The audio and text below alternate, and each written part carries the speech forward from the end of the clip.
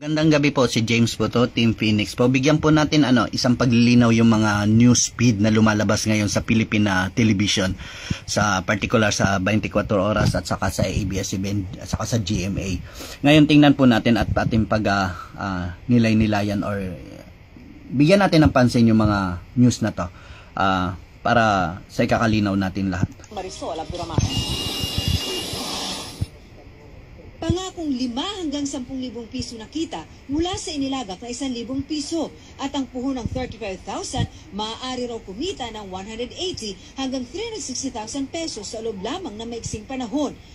Yun, ang sabi nila po maaari daw po tayong kumita ng 5,000 to 10,000 from 1,000 or 35,000 pesos into 180,000, which is totoo po yun sa lahat po na nagsipag-iksita na dito na member natin at sa mga nakakita na ng mga earnings namin. Kayo na po makakapagsabi kung totoo po o hindi yung kitaan natin dito. At sa maiksing panahon, yes, may nakagawa po ng 14 days, may nakagawa ng 1 buwan, may 2 buwan, at pagka medyo hindi ka pinalad 3 buwan. So pero may kikita po. Ito ang mga pang-iiganyong dapat hindi raw agad pagtiwalaan ayon sa Securities and Exchange Commission o SEC. Pangako raw ito ng isang nagpapakilalang online company na nagbebenta ng ginto o gold. M-Goldex po totoo. Sila po nagbebenta ng gold. Based sila sa Munich, Germany. Pwede ka rin pong pumunta sa M-Goldex at mag-registered na hindi ka sasali dito sa multi-level marketing program nila. Pwede kang mag-registered, maglaga ka ng pera doon, magpa-deliver ka ng gold as a buyer.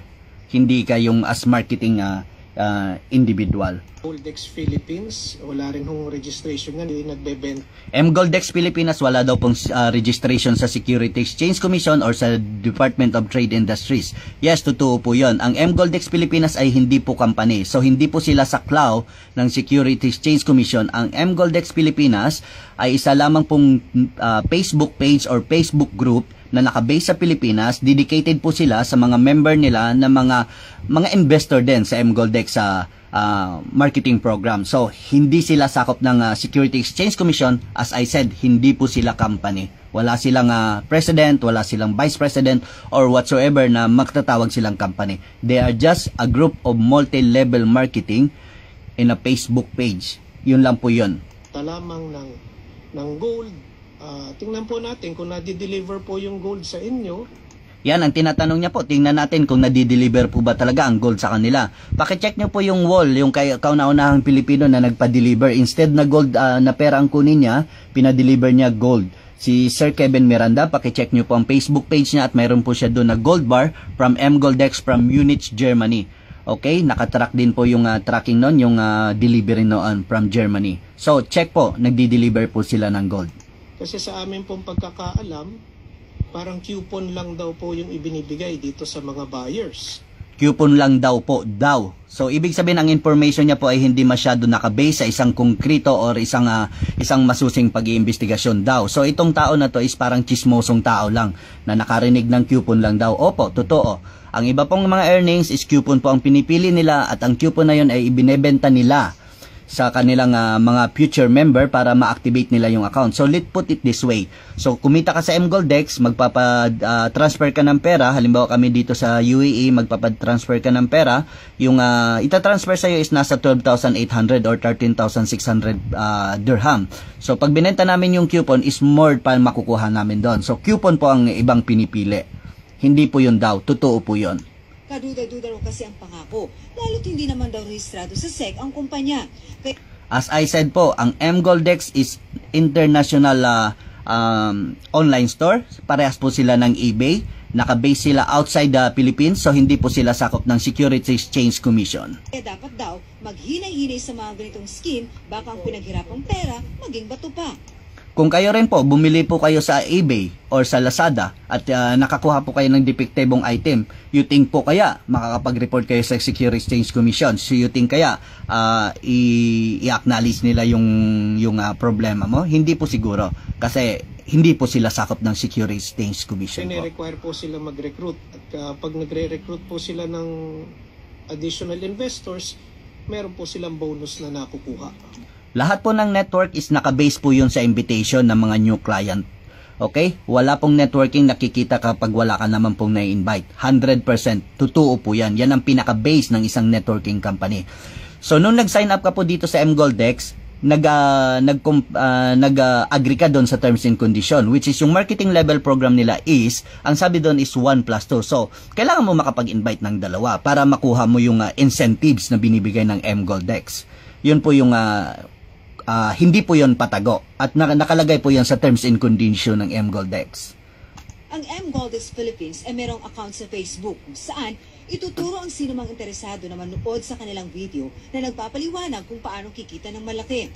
So, ang mGoldX Pilipinas Facebook page is nandun lang po yon to give an information dissemination about sa mGoldX, yung company. So, hindi po sila talaga mGoldX Pilipinas. Wala pong mGoldX Pilipinas. mGoldX Pilipinas is just a Facebook page or a Facebook group po. Sinubukan namin mag-iwan ng mensahe sa kanilang FB at meron namang sumagot. Pero hindi daw siya pwede makipag-usap ngayon dahil siya ay nasa trabaho. Ang numero namang ibinigay sa amin, walang sumasagot sa aming mga tawag. Naaalarma raw ang SEC sa mga nagtatanong sa kanila.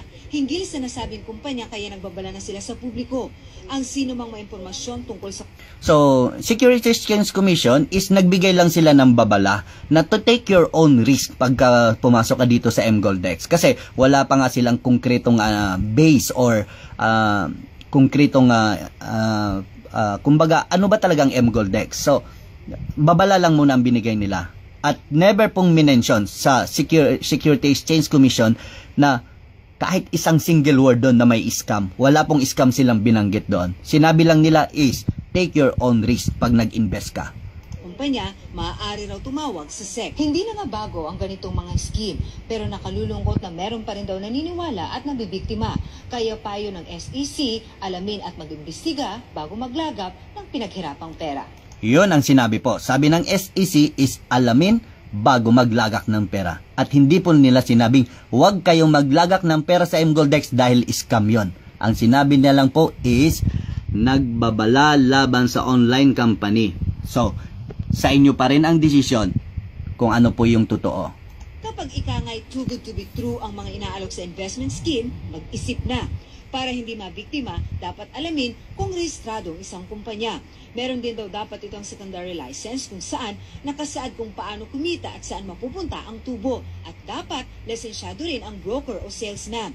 Kapag napatunayan nag-ooperate ang isang kumpanya na walang lisensya, maaari itong sampahan ng paglabag sa selling of unregistered securities. Yun. Ang sinabi po nila, pwede kang sampahan ng kaso pagka nagsisell ka ng unregistered securities or anong terms na ginamit nila. Kumpanya na walang lisensya, maaari itong sampahan ng paglabag sa selling of unregistered securities. Yun, securities. So, yung securities is a term yon na ginagamit pagka ang isang company at gusto mong ipasok siya sa trading online, halimbawa sa stock market, yon kailangan mong i-register yung company mo sa Securities Exchange Commission. Or pagka mayroon ng mga dividendo sa isang grupo, yun, pasok po kayo sa Securities Exchange Commission.